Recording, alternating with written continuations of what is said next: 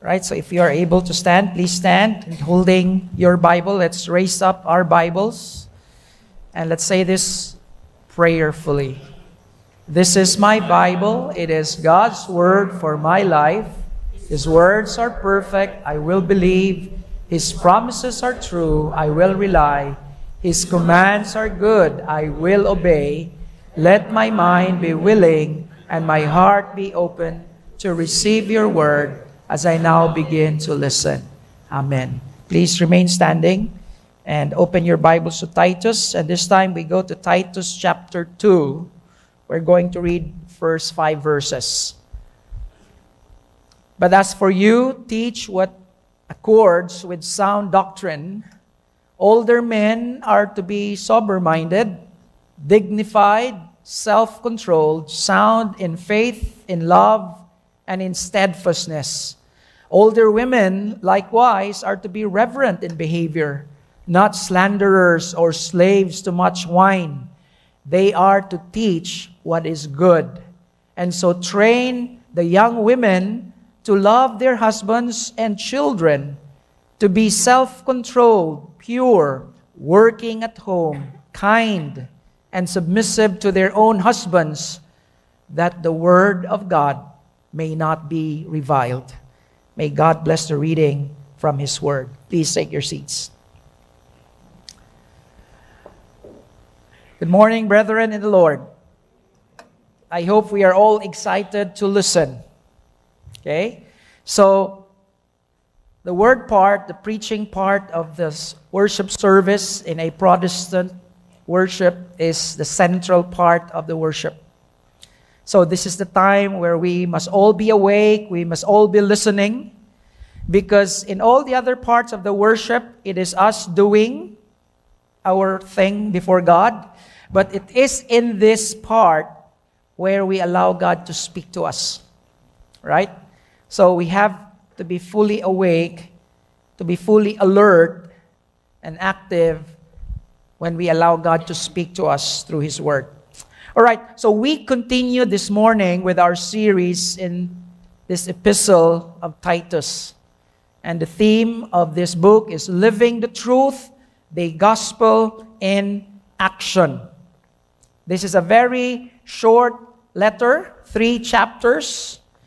And let me just quickly review, because last week we just finished chapter 1, right? So let's just review the summary. In chapter 1, we find that Paul was urging Titus to establish governance in the church. So chapter 1's focus is establishing governance in the church. Truth that governs the church. Truth must be lived by the leaders.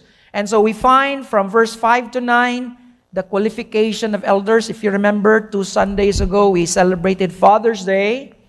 And we used that sermon to address the fathers because we said that these teachings about elders is not just for elders, but they are general qualifications for godly men. So if you are a man of God, then what applies to the elders applies to you. All right? So that's truth that governs the church. And then last Sunday, from verse 10 to 16, we talk about confrontation of errors. So qualification of elders, verses 5 to 9, and then verses 10 to 16, confrontation of errors. There are errors in our society. And the Bible is warning us not to allow these errors to infiltrate our church, to infiltrate our families.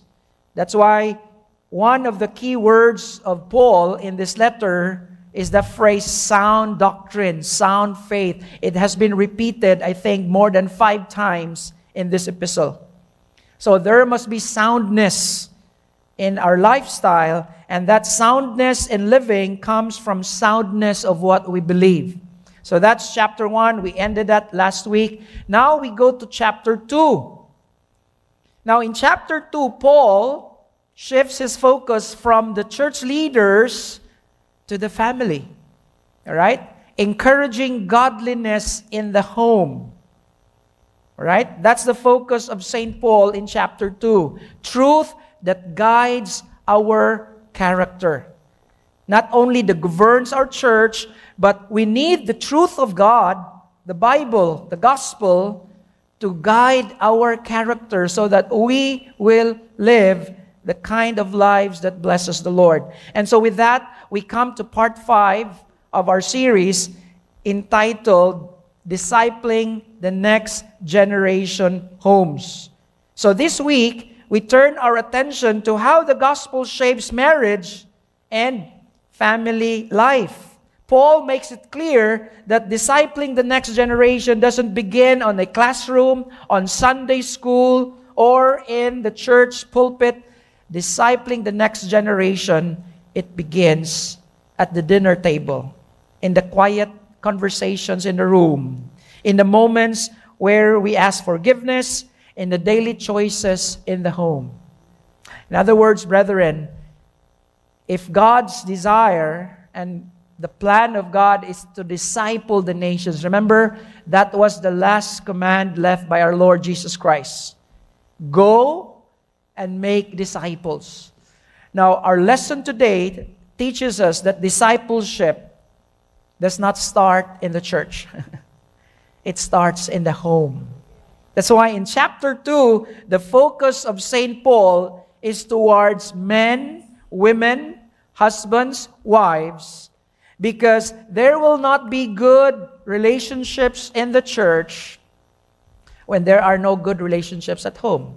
In fact, we always say that, if there are chaos in churches or in offices or in whatever institution, they can all be traced back in the home. In fact, if you go to the doctor, you ask for the doctor to diagnose your sickness, the doctor would ask something about your what? Your family. Imong papa, imong mama, di ba?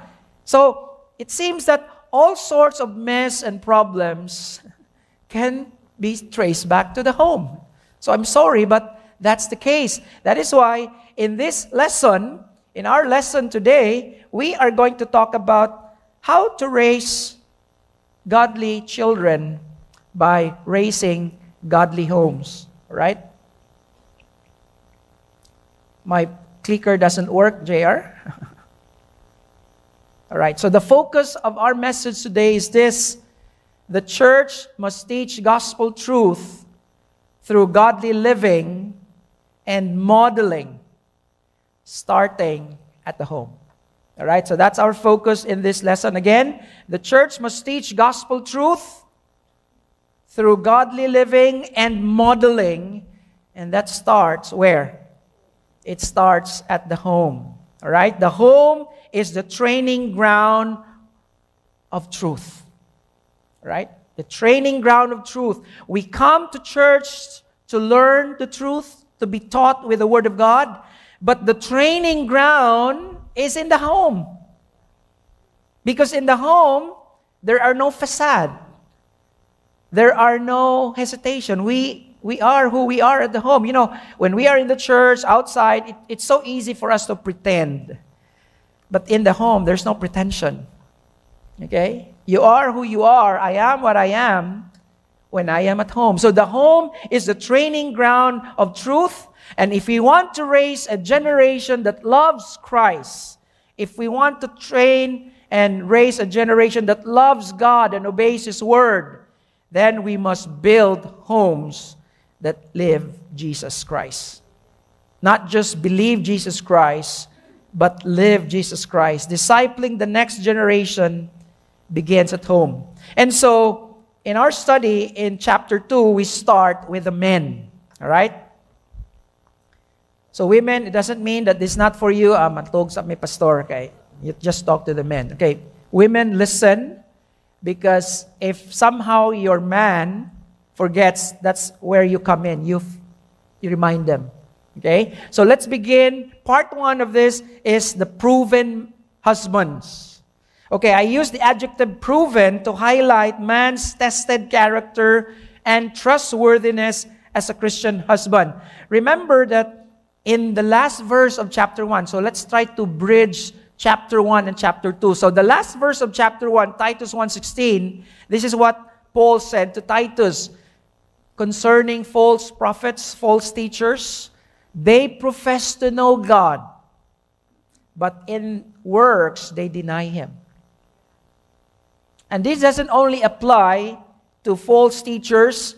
This even applies to a lot of Christians. Remember, I talk about Christian atheism. What is Christian atheism? There's so many people in the world today that claim to be Christians. They claim to know Jesus, but in the way they live, in the words they speak, in their choices every day, it's as if they deny God. In other words, it's one thing that they profess, it's practically another thing when they practice. Christian atheism. Believing in God, but doesn't live God. All right? Now, there's a problem with that lifestyle because according to Paul, if that's how we live, then we are abominable to God. You don't want to be abominable to God. You know what that means? If you're abominable, if you're detestable to God, God doesn't like you. It's like He's about to vomit looking at you. And that's how God sees the Israelites in the Old Testament. If you remember, God says, away with your festivals. If you read the first chapter of Isaiah, God was almost to vomit. Away with your festivals. These people, they come with all their worship services, with all their song, with all their dancing. But their lives were not pleasing to the Lord. And so God says, enough of your going to church. Enough of all your Christianity when you disobey me daily. Okay? God says, I don't like those things. Abominable, disobedient. And look at the last phrase because this is important. Disqualified for every good work. Unfit. See? In other words, the point of Paul is this. If we are to be men of God, husbands, listen. If you and I are to be godly men, Paul wants us not to be disqualified. He wants us to be what? Proven. And remember the key word in verse, in Titus 1:5-9, men are to be blameless. In other words, we have to prove our faith. Okay? So how do we prove our faith, men? There are three things that Paul wants us to learn from verse 1 and 2. How are we to show ourselves as proven? In other words, proven and tested that we are truly godly men. All right? Here's number 1. Protect the home with sound doctrine. Are you listening, men? Protect your home, your household, your wife, your children. You know why? Because what's the opposite of sound doctrine? False doctrine. The word sound means healthy. So, unhealthy teaching. Now, unhealthy teaching don't come to your home knocking at your doors. No, they don't do that anymore. They enter our homes through what? Social media, Facebook, YouTube. Before they knock on the doors, now they don't. They enter through our houses through the internet connection, through Wi-Fi. And that is why men, if we want our families to love the Lord and serve the Lord, we have to protect the home. Now notice verse 1. Let's go to verse 1. But as for you, now you there is in red because in the Greek it's emphatic. This means that this sets Titus apart from all the men described in Crete. Remember, Cretans were what? Always liars, always lazy, always what? Licentious. They just do everything in excess. But then Paul says, as for you, remember in the previous verse, he talks about people who profess to know God, but they deny God in their lives. They were disobedient, disqualified. But Paul says, but as for you, you're different. And what applies to Titus, brethren, applies to us. It's like when God describes the world, the people, men are liars. They're always lazy. They're always drinking. They're always partying. But as for you, As for me.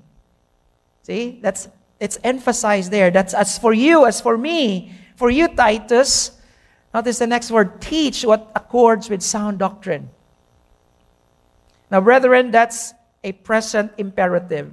For us who are excited to know God's Word, we look for present imperatives in the Bible. What are present imperatives? Command. See? In other words, it's a command, and not just a command. This is the kind of verb that we have to be watchful, because this is the verb, the action that God really wants Christians to do all the time. Why?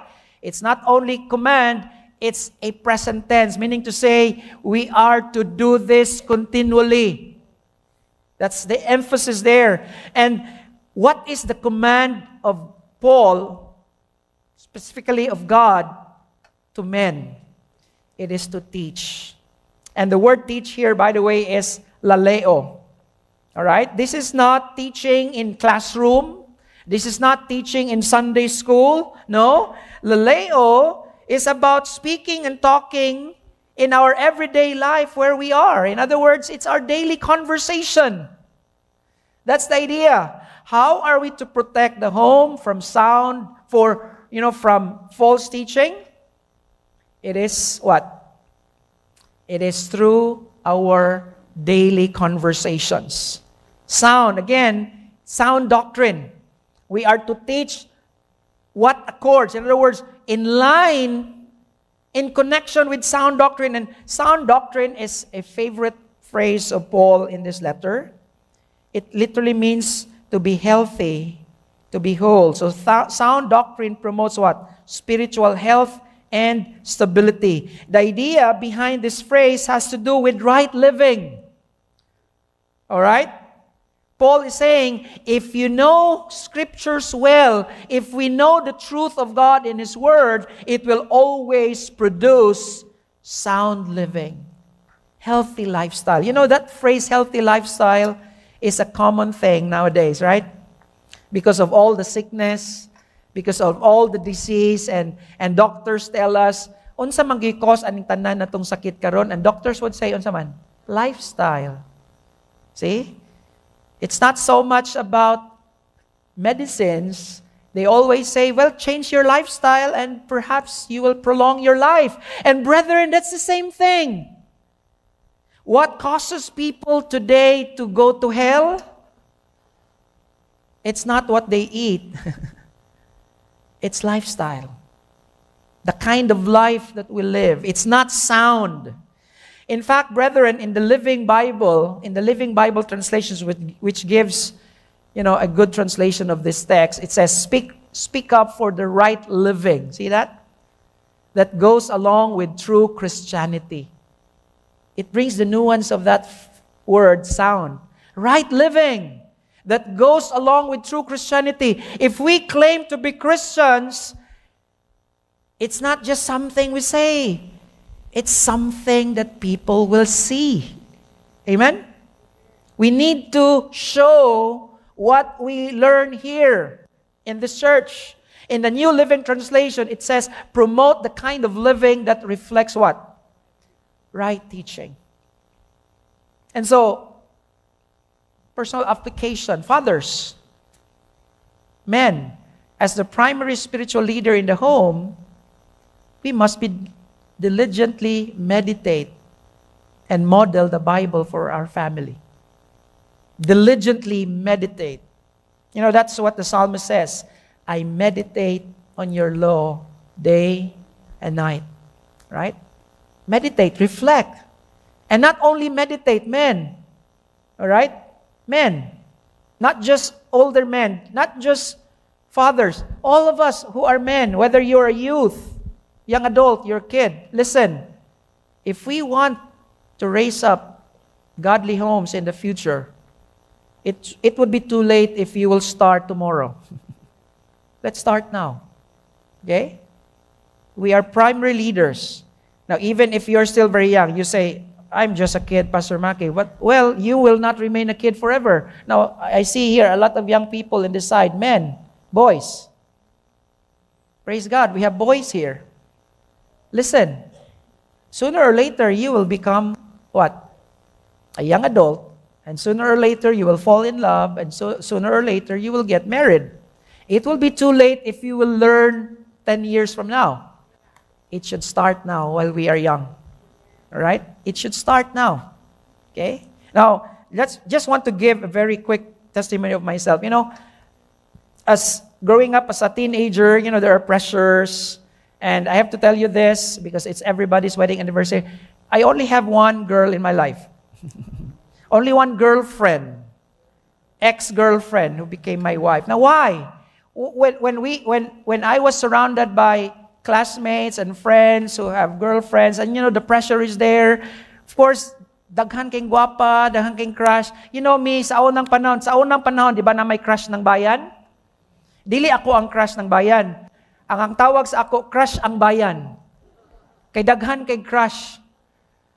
But you know what? I have to admit, when I became a Christian, when I was in high school, I was really learning from people. There were people who were teaching at Iweni, Nanay, si Pastor Kirk, and there were so many others during our time. They were speaking during CYF, and I was really serious. I was taking down notes.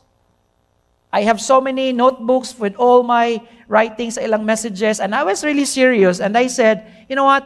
I really want to raise up a godly home. If I want to raise a godly home, I must have a qualification for a wife. So akong qualification sa wife, very simple. Of course, kinahanglan yun siya nga Christian. Kinahanglan kay ba siya mo kanta, kay ba mo basa sa Bible, she can teach the Bible. Bahala gwapa. Basta she will be my partner because I cannot raise up a godly home if my wife is not with me. Right? So young people, it starts with you. Even when you're a kid, you have to raise up your bar, your standard. You cannot just settle kay gwapa man ni fights ni siya. You know what? After all, kanang beauty mawa man gyud na. Ang gasto kay na i-maintain. Nowadays, to maintain your nose, your face, your eyes, your wrinkles, it's so expensive. But I tell you, go for the character. Go for what that person loves. If that person loves the Lord and loves His Word, go for it. And men, we are very critical because kita may mamili. Okay? Kita may mupili. So that's why men, please choose. Now men, if you have your wife right now, paminaw nimo sa akong message karon, murag nagregret ka, wala kay choice. Okay? Kung nagmahay ka karon, ayaw lang po ipa-obvious. May paka-pastor. Ayaw na ipa-obvious. God will always be there. Amen? There's always hope when we trust in the Lord. Okay? So, anak na lang. Ikaw rin yung bahala, Lord. All right. And we do that, no? When we model truth, we protect the minds and hearts of our wives and children from harmful media, false ideas, and biblical influence. Okay? Because the man will always be the standard. If mana siya, si Papa gani, okay, if we become the BI in the home, it's very sad. Because we are the leaders, all right? So protect.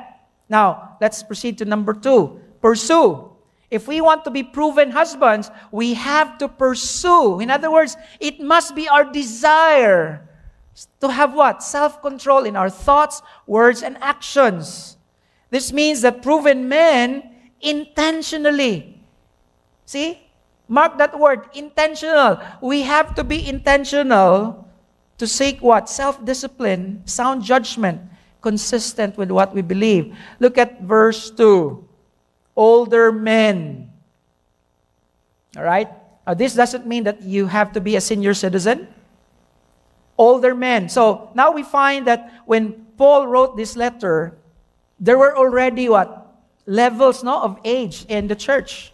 So, ingon si Paul, Titus, you teach, and first you have to teach the older men. Older men here, the Greek word is presbytes, the same thing as where we get the word presbyter, mature. So same qualification. And Paul uses this word to call himself in Philemon chapter 1 verse 9, that he says that, I'm an old man. It means mature. And here we find that in the church, there has to be a passing on. We find that there must be modeling. There must be setting examples. So Paul is saying, in order for families to be healthy, we need senior citizens who model it. So mature, when I say mature here, we're not saying you have gray hair or no hair. We're talking here about older men. In other words, you are mature. Perhaps you are already in your 40s or 50s. And these older men are called to be what? Responsible to demonstrate godly character to pass on to the next generation. You know what, brethren? It's truly a blessing for our church to have a lot of older men and women. Okay? Older men and women. And the Bible says God wants us to honor these men, especially the seniors. Okay? Sidetrack sa ko gamay. Leviticus 19:32. Look at what the Bible says. Stand up in the presence of the aged. Show respect for the elderly. Revere your God. I am the Lord. You notice that? In respect to our reverence for God, God wants His people to what? So kung naday mo agi nga senior, dapat na mo barog. Okay? Pero ayaw lang po ka-offend kung mubarog na siya niya, di pa ka senior, no? Ha? Masuko na inoong ka. Kay may alaan kag senior para nako kapilan nako na alaan gitawag na kog noy. Tay. Okay? Pero okay ra. Right? Stand up in the presence. So the idea here is that in the Bible, especially in the Old Testament and as well as the New Testament, God wants to honor senior citizens. And we are blessed to have senior citizens in our church. You know why? Because these are the men. They are not perfect, of course, but these are people who have gone through what? Experience. Perhaps they have learned lessons through hard ways. And God wants us to learn from them. And that is why, in this particular verse, God wants to address the older men to be what? Notice this. The first one is to be sober-minded. Nephaleos in Greek. All right? From nephu, in other words, be sober. The idea here is to be clear-minded, to be circumspective, free from illusions caused by intoxication. All right?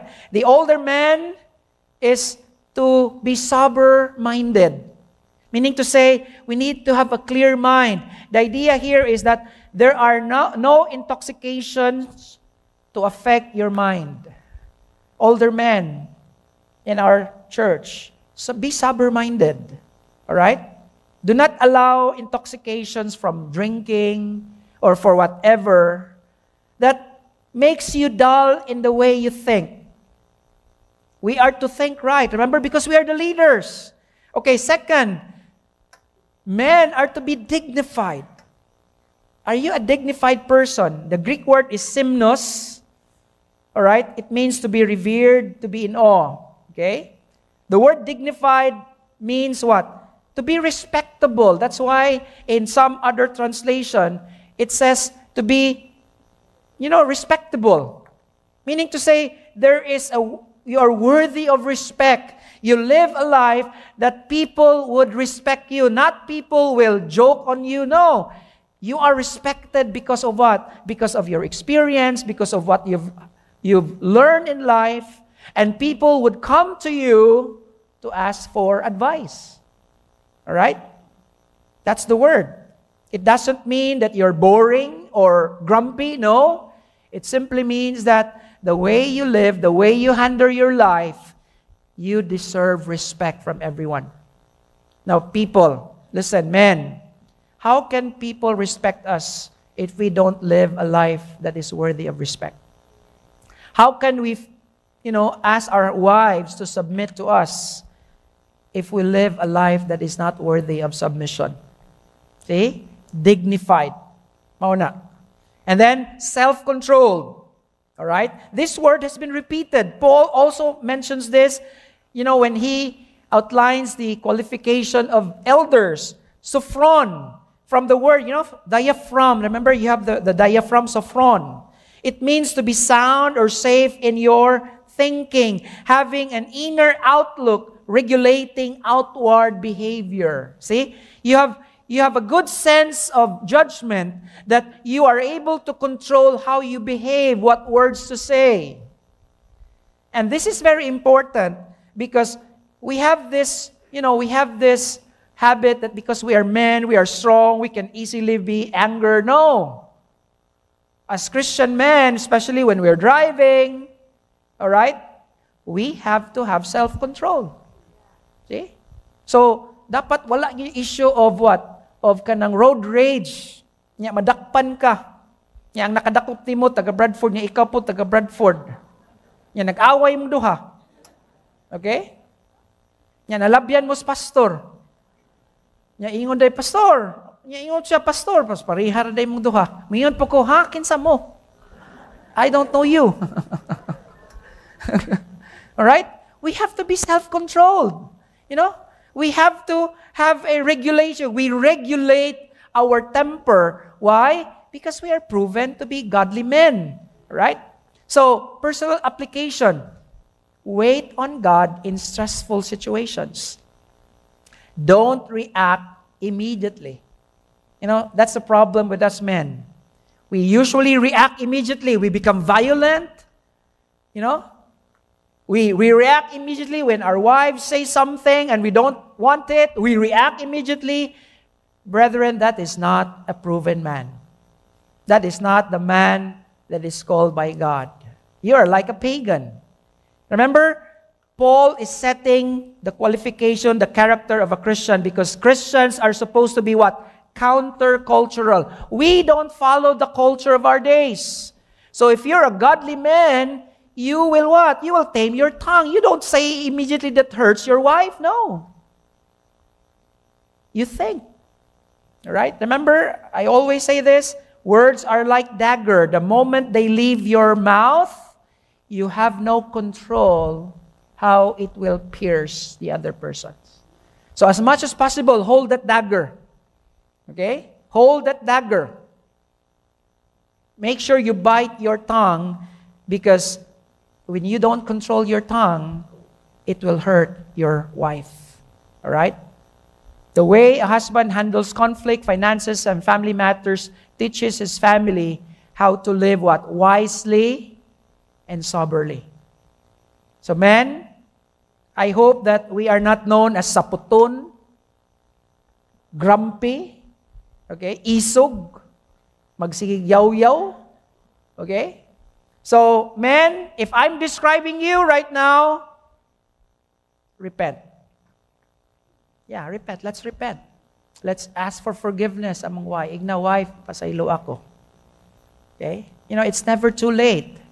It's never too late to admit that we are work in progress, because that's what the Holy Spirit does in our lives. Amen? We submit to the Spirit, and the Holy Spirit allows these words to become real in our lives, because after all, we are not perfect.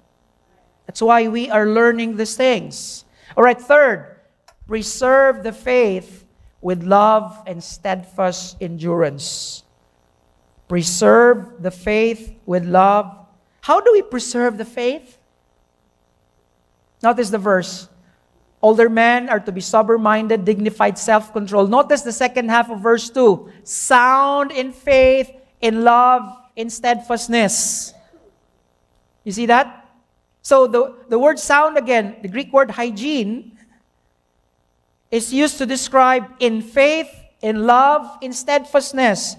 Meaning to say, we are to preserve the soundness in our faith, in our love, in our steadfastness. Now, in faith, this is about the role and function of faith. How faith should actively guide the way we live each day. So when the Bible says, sound in faith, that's how we preserve the faith in the home. We allow our faith in God, the God-given faith, the faith that God births in us when we hear the word. Remember, faith comes from where? Hearing. The reason you don't have this faith because you're not hearing. Okay? And perhaps, you know, when some of us would die and go to heaven and God would say, you know what, you're disqualified. Pas, ano man nga disqualified ko, Lord?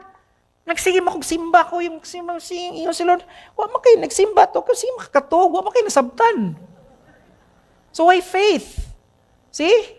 And nothing changed in your life, and you always complain, wa man ko mo get-change, Lord. Of course, how can God change you? You are not letting God's word pass through you. Why? Because you are not actively listening. Yes, you can be sitting here, but your mind is somewhere else. When we are in the church, brethren, remember, we are in the church because we listen to God's word. And so, if you're coming to church, it's not about listening to God's word, then you are in the wrong place. Better stay at home. You know why? Because it's blasphemous to be in God's house and not be engaged with God. It's blasphemous. It's unholy. Right? Because soundness of faith means what? I have to be in a relationship with my God. I have to be engaged with God. And God engages with us not through direct voice. Of course, you don't hear God telling you directly. He always engages with us in His Word. And that's how faith becomes sound, when we keep on listening to the Word. Because if we are not listening to the Word of God, then there's no soundness in the faith. Because faith comes from listening. And then He says, sound in love. It means being spiritually healthy by what? By having the love. This is agape love. Having that in other words, your life is guided and shaped by the agape love of God. You understand what agape love is. And what is agape love? What Jesus did. That is love. For God so loved the world. God demonstrated His love in this while we were still sinners. Christ died for us. That's agape love. The sacrificial love, the love of God that causes Him to be gracious and merciful to you and to me, even if we don't deserve it. And friends, we are to be sound in that love. Our lives must be guided, meaning to say, older men should be known as loving people. Are you loving? Remember, a while in previous verses, we were called to be what? Lovers of what is good. All right? We have to be sound. We have to be healthy in our loving relationships. And then in steadfastness, all right? In steadfastness, it means living in a way that is shaped by endurance. The word steadfastness here in Greek, hypomone, means to remain under what? Under pressure. It means to remain obedient to God. It means to remain controlled. It means to remain holy and faithful even when you are under pressure. And men, we are always under pressure. There's always pressure around us. That's why God says we have to be sound when we deal with our pressure. Steadfastness. So, spiritual health, brethren, is defined by what? By our endurance. So that's how we preserve faith. Preserve the faith by staying faithful. Notice this. Even when life gets hard. Whether it's financial struggles, parenting challenges, or health issues. Older men, listen. We are to set example. We preserve by the faith by being faithful. Even when life gets harder. Kanang giingon na to, when the rubber hits the road. In other words, when we struggle with real life situations. And I'm sure in our homes, we might be smiling from the outside, but in our homes, we have our domestic struggles. We struggle with finances. We struggle with our wife. We struggle with our children. And I want you to know, fathers, God sees everything. God knows what you're struggling. That's why He is teaching us this morning, stay there, stay faithful, be sound in faith, be sound in love, continue to be loving. You have unlovable children. Pastor, you just don't know my children. They started cute, but they ended up serpents. Okay? I'm sure na yung mga parents ngayon, na ilang dilemma. Okay? They have the dilemma. And of course, vice versa. Vice versa. You also hear, children saying, you know what, Pastor, our parents are so kind and loving from the outside. You just don't know what they become when they're in the house. Our house becomes what? Dens of what? Dragons. There's fire. Okay? And I know these are real struggles in the family. And I've said that in our homes, that's where we become real. And that's where the soundness and the faith and the love and steadfastness must be trained. Amen? So, we have lots of things to do. Inigpunguli na to, no? Istorya, meeting da yun. Meeting kita, kinsa mong gidragon na to. We better slay those dragons if we want to preserve the faith. Amen? Because the goal is to pass on the faith. We don't want to pass on dragons to the next generation. You don't want to pass on serpents to the next generation. Amen? We want to pass on the right genes. And the right genes starts when there is soundness of faith, soundness in love, and soundness in our endurance. So let your wife and children see your steadfast trust in God and your enduring love for them. Men, now, all right, so men, let's relax. Okay? Now for the women, the purposeful wives. Okay? I carefully look for a right word that describes the wife based on the text. If men are supposed to be proven in their lifestyle, wives are to be purposeful. Purposeful in life. Purposeful in your duty. Purposeful in being a wife. Alright? So why purposeful? Alright, let's go to verse 3. Older women. So this means what? Not necessarily you're old as in senior citizen, but it means you are mature. Your experience. Alright? Older women, likewise, are to be reverent in their behavior, not slanderers or slaves to much wine. So, daghan ding palahubog na babae sa Crete. Okay? They are to teach what is good. Alright.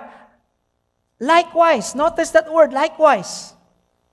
It's like moreover, in the same way. Meaning to say, God is not a double standard God. It doesn't mean nga, okay, this is a standard for women, this is no. In other words, it's fair. What applies to men applies to women. Alright? God's standards, high standards for men, must also be true to women.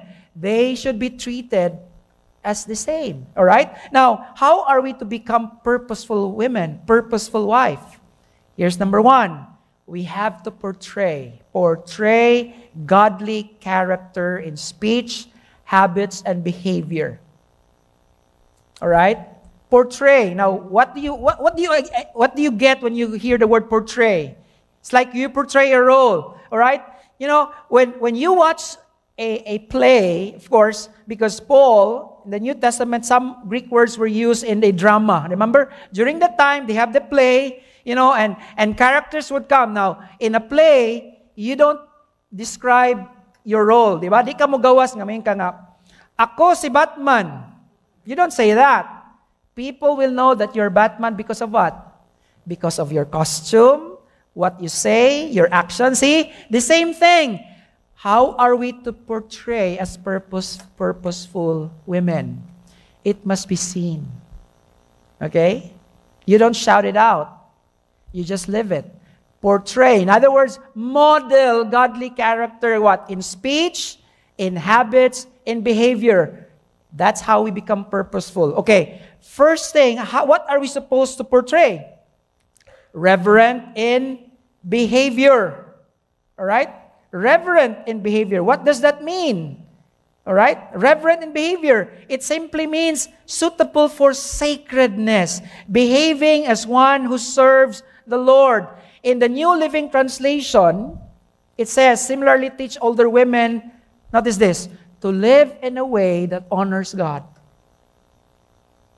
Now, this is very important because a lot of us, again, are influenced by the world. You have worldly friends.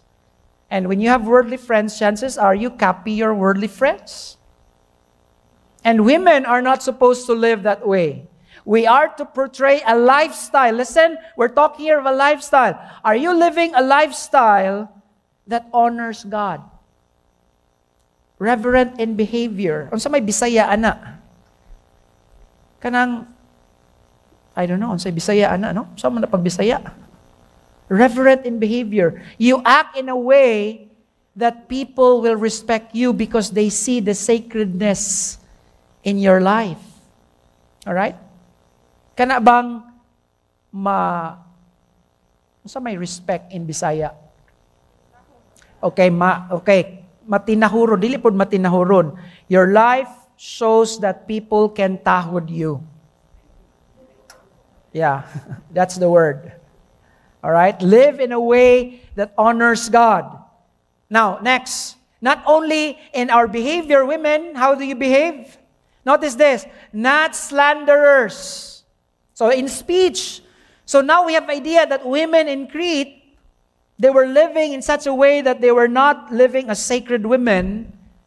They're so worldly, and their words, they are like women with dragon's tongue.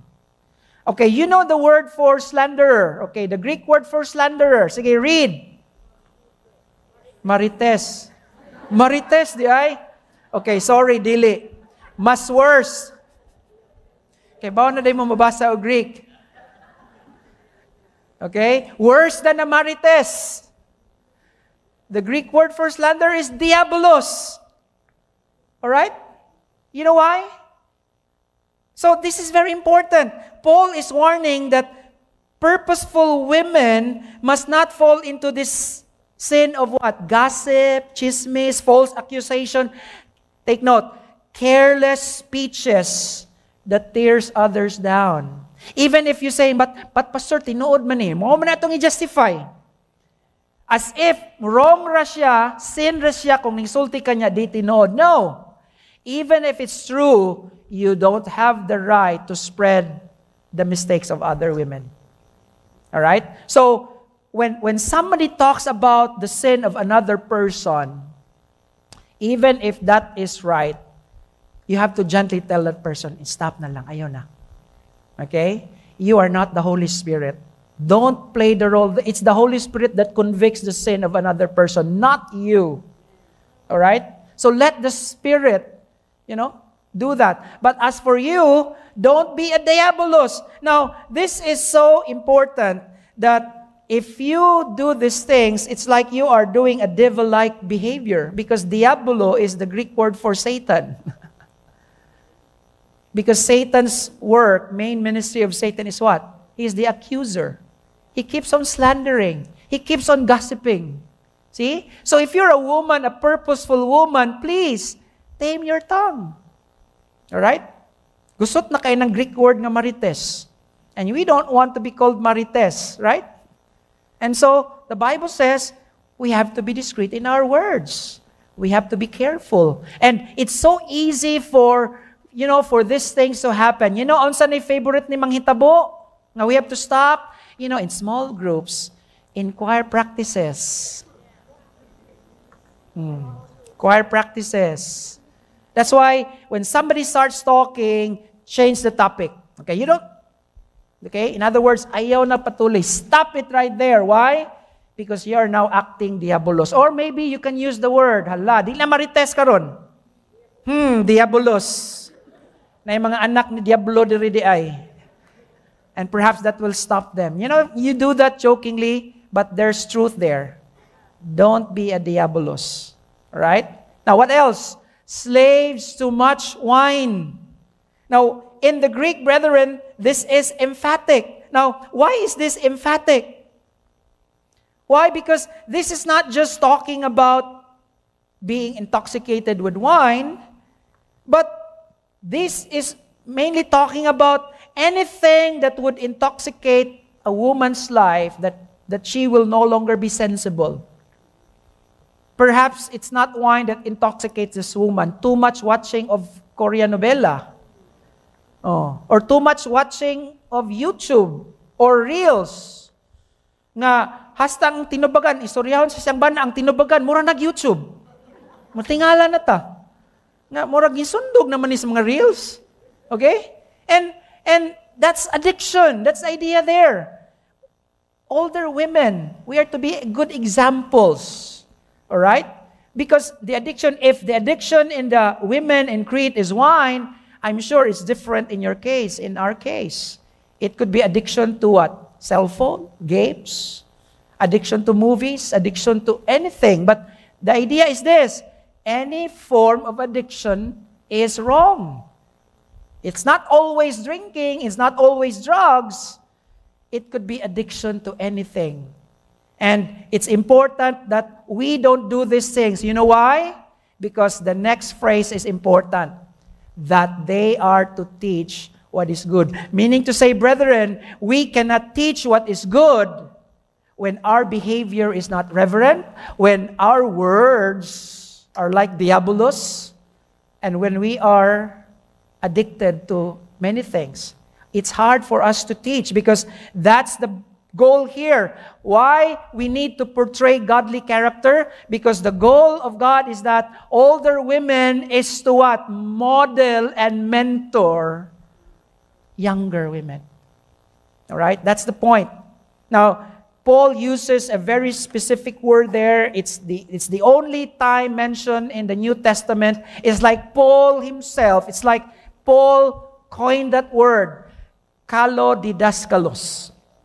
2 words. Kalos, didaskalos. We've heard that word. Remember, in the Greek, there are 2 words for good. Agathos and kalos. Agathos, which we will find it later, agathos is the inner good. You are good intrinsically. Kalos, on the other hand, is you're excellent from the outside. So, agathos is when you are good from the inside. That's the root. The fruit is kalos. Good in the outside, all right? Good in what you do in the outside. That's kalos. And then didaskalos means teacher. Diba? We have come didasko. Didasko means to teach. Didaskalos is the noun. Teacher. So good teacher. Good teacher. You teach what is good. That's the idea. And that's very important. Why we have to develop our speech in such a way that we won't be speaking bad words, we don't malign, or we don't make chismis. Why we have to be careful with our self-control? Because older women, you have a responsibility. You are to teach younger women. All right? So let's pause there. Cultivate godly habits that nourish your soul, your family, and other women. In other words, this is our responsibility, women. Okay? Our husbands cannot do that for us. We have to cultivate these habits. Again, why? For our own soul, for the family, and for the other women. Now, why other women is important? Choosing to speak life, show kindness, and model worshipful living in the home. Why is this so important? Because we are to be what? Models. All right? We are to be models to the younger women. Okay, number 2. Okay, let's hurry up. Prioritize loving the family with devotion and care. Purposeful women don't just portray godly character. They prioritize loving the family. Okay? That's why you're purposeful. Now, notice verse 4 now. Okay, remember? We are to train what is good. And it doesn't stop there because it's a sentence. And so, train. Okay? And that's an important Greek word, sophronizo. Train. Okay? It literally means to pass on sound perspective. In fact, there is no direct English word that would translate it. Because, again, it comes from sophron. Remember, we already had that word sophron, self-control. To pass on sound perspective to other women. Paul tells older women to pass on sound doctrine, sound living, sound judgment to younger women. Now, sophronizo means learning to think clearly and live wisely, like someone who knows how to have God's safe faith perspective during life's ups and downs. Now, this is very important for women because usually in the house, it's the women that is what? Yes, there are pressure, but usually it's the women that absorbs all the pressures. You're the absorbent. You absorb the dilemmas of your children. You absorb. And that's why we need to have this sophronizo. Again, what is sophronizo? Having the ability to learn to think clearly, live wisely, like someone who knows how to have what? God's safe faith perspective. Meaning to say, you don't just react to situation. You know, yes, there's a problem. You have a problematic husband, problematic children, problematic finances. And if you don't have this gift from God, maunsa ka? Mapraning ka. Masisa na ka. Moana na ka, Basilio. Crispin. And we don't want women to experience that. That's why God offers this. Because we need this faith perspective when life gives us what? Lemons. Because life don't always give us apples. Sometimes lemons are offered. And you know what, brethren? When life brings lemons, you can always make lemonade out of it, right? When you have this sophronizo. You know, this kind of perspective doesn't happen naturally. It must be portrayed and passed on through Spirit-led mentoring. You know why this is addressed to the older women? Because older women, you had all the experience. And it's now your turn to tell the younger wives. So, a challenge for older women in our church, all right? Whether you're still married or you're widowed, you have to tell younger. You approach younger women. After the service, you look at them and, you know what? It takes one to know one. Sometimes, you women, you have this instinct. You could see that this woman, even though she's so pretty outside, but you know that inside, there is some, issues. You pray, you approach them. Tell them what you have learned in life. All right? Because that's the goal of mentoring. So train the young women. And what are we supposed to train young women? What? To love their husband. Now, John Piper says, spiritual motherhood is the high calling God puts on every woman's life. Because God's ways has always been to pass truth from life to life and generation to generation. We don't teach this in the classroom. This is taught where? In our small groups, in our prayer moments. That's why we encourage you, please stay for a while. Don't be in a hurry to go home. After the service, the purpose for the coffee social is not just for you to eat. It's for you to minister to one another. We minister, see? That's why it's important. We need older women to guide younger women. We need you to guide the wives of young couples. All right? That's why we have a couples ministry in our church. And in our couples ministry, we have old couples, as in senior citizens, and then we have middle age, and then we have young couples. And this is a very healthy way to learn from each other. Now, one thing, never be embarrassed about your problems. Okay? Embarrassment, that's of the devil. The reason why a lot of young couples don't approach older couples because they're afraid, they're embarrassed. I don't want my family, it's not an embarrassment to have a problematic marriage or family. It's a reality. It's a reality, brethren, and you need others' help. We need each other. That's what makes us church. Now, why does Paul emphasize love their husbands and mentions it before love their children? Why? Nganong love? Nganong to train younger women to love their husband? You know why? Because in the garden, it's the wife that came out first, not the children.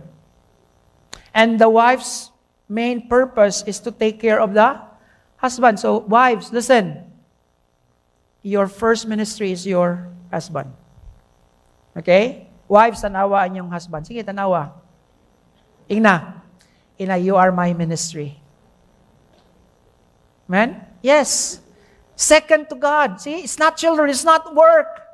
It's your husband. And perhaps you have neglected that. And it's been years. And you've been wondering, why is it that my husband is not acting the same way or acting, in a nice way towards me?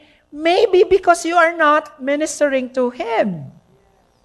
We are to love. And, the word love there, okay, let's go back to that verse again. It says there, love their husband and children. Now, love there is not agape love. All right? It's, the philo. Remember the philo? Remember? The philosophy. Okay? This is philandros. Brotherly love, friendly love, affectionate love. And then, philoteknos. Teknos means children. So, he's not using here agape love. No. This is filial love. All right? Friendly love. Meaning to say, to love the husband here means to love your husband like a close friend. See? Friendship.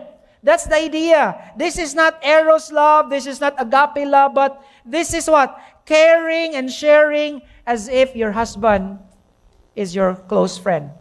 Okay? That's the idea. Friendship, let me quote this. Friendship in marriage means you don't just live side by side. You walk what? Heart to heart. Okay? So, ignain mo ang husband, best friend. Di ba? Pero I know, ang tawag na sa husband, mga frenemies, mapod na sila. Frenemies. Okay? Yes, that's the idea of loving your husband. Meaning to say, the goal of the wife is to what? To have that friendly, affectionate love to their husband. Be friendly to your husband. Wives, your husband is not your enemy. Please don't treat them as enemies. Kay otherwise, ang title sa imong life, Sleeping with My Enemy. Mao na imong salida. Okay? Please, don't treat them as enemies. Treat them as friends. Alright, what else? Let's move on. To be self-controlled. I don't have to repeat that because that's the same word addressed to the men. In other words, what? Like sober-mindedness. Self-control here is the ability to control your emotions. Especially when women are more emotional than men. Okay, I mean, we know that. I mean, women are created differently than men. Women are more emotional. Alright? Ang men, may emotional naman na kung mahimo na silang 60. Maka-60 na ganyan ng laki, may emotional na. Okay? Pero ang women, bisang pagwa pa naga-60. Bisag kuan pa na sila, batanon pa, 16 pa, wala na, emotional na yun na sila daan. And so, we have to be careful with how we control our temper because the emotion might bring you outside the facts. No? Mawa na sa facts. Kaya ang emotion naman ang ning trigger. Alright? So, be careful with that. Now, pure. The Bible also says that women are to be pure. And pure here, hagnos, literally inward purity. Alright? Morally pure. You're a virtuous woman. Alright? JR, can you please help me with it's not moving. And then what else? Now, I want to focus on the working at home. Alright? Working at home. Okay, where is that?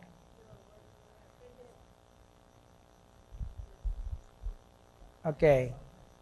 Sorry. Okay, here's the one. Okay, let me go there directly. Working at home. Okay? Oikorgos. What's that? Oikos means house. Ergon means work. Okay, now what does that mean? Why did Paul emphasize that train younger women, in other words, because you are already trained on this older women, to work at home? Okay, what's the focus there? Now, it doesn't mean that wives 24/7 house arrest. It simply means that your sphere of duty is the house. Okay? As a matter of fact, you are to be the manager of the house. Okay? That's the idea. You are to manage the home. Okay? Okay? That doesn't mean that, ako radi ay, way labot akong bana. Of course, He co-manages you, but the Bible points that the house, the oikos, is where the woman is supposed to focus your work. You know, it doesn't mean that as a Christian, did you ka pwede mo work outside? No, you can have your work, but here's the point. The point is this. Even if you work, you are still, your house is still your sphere of duty. Even if you're working, even if you're a businesswoman, you are the worker of the home. That's what the Bible is saying. You are to manage the home, not the husband. All right? That's very important. Okay? Now, kind. Okay, what does it mean to be kind? Now, to be kind there, brethren, simply means that you are what? You are good from the inside. Agathos in Greek. That's agathos. Inherently good. In other words, there's that, you have to develop that inner goodness in you that no one can take away. Because that's something that is given by God and it has to be cultivated. That's the Proverb 31 woman. That goodness in you, that it brings out the best in you because that agathos will come out as what? Kalos.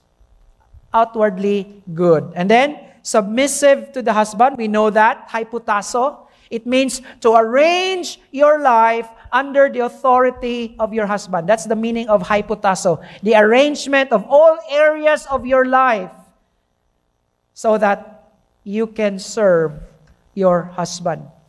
And brethren, I want us to be intentional on this. Women, whether you're older or younger, be intentional, thoughtful in building and caring for your marriage and family. You know why? Because no one else will do it for you. No one else. It's just you and your husband.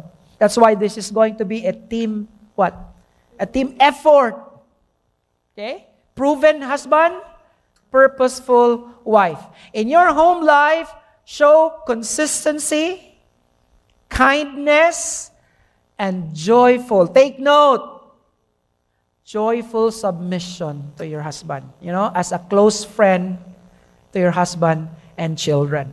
Okay? In a busy world, make sure that you prioritize people in your home above outside commitments. Wives, prioritize your husband and your children. And now, let's go finally to number 3.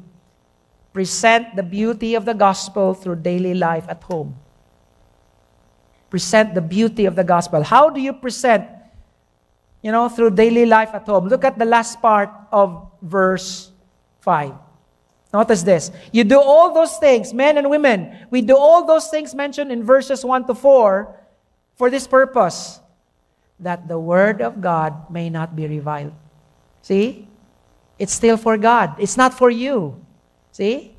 That the word of God may not be reviled. And the word reviled there is the word blasphemous. Blasphemy. So that the word of God will not be blasphemed. So that the word of God may be honored. So the goal of being proven husband and purposeful wife is not just for our own happiness. It's not just for our own peace in the home. No, it's God-centered.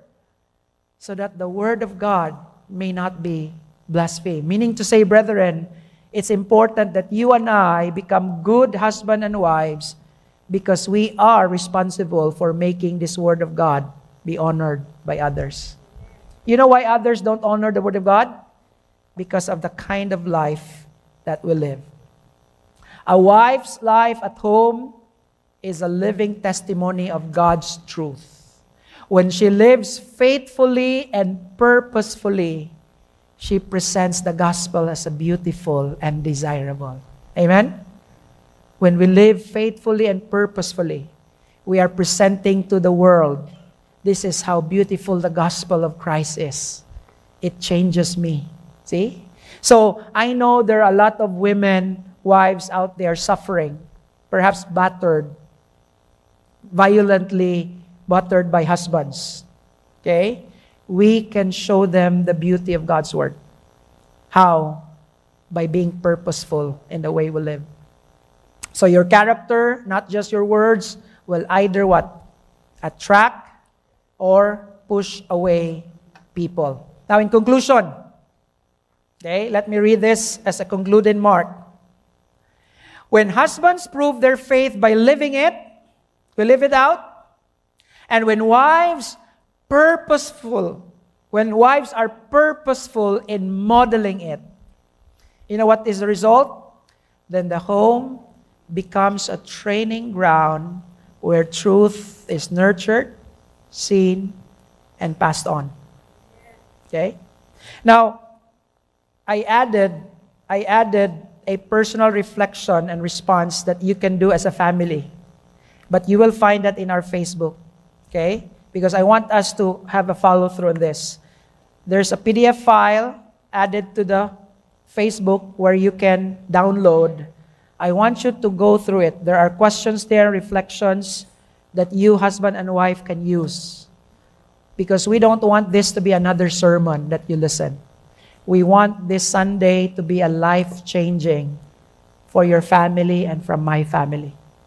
Because we want to produce godly generations. Amen and amen. Let's pray. Father in heaven, Lord, we thank you, Lord, for this message. This is a long Sunday for us. But we believe, Lord, this is very important because there are so many domestic problems in the homes. And the reason why these problems persist because we are allowing you to be out of the home. The Bible is already not read and honored and followed. And that's why there are so many broken marriages, dysfunctional families, because husbands and wives are not guided by the gospel truth. But Lord, we don't want that to happen in our families, in our own homes, in our church. That's why we pray, Father, and rededicate ourselves to you, Lord, as families here, that we will be guided by your truth, that our characters, oh God, will be shaped by sound doctrine so that we can have sound living in the home. And so, Father, bless every family represented in this congregation. And bless us, Father, right now as we go through our everybody's wedding anniversary. In Jesus' name, amen and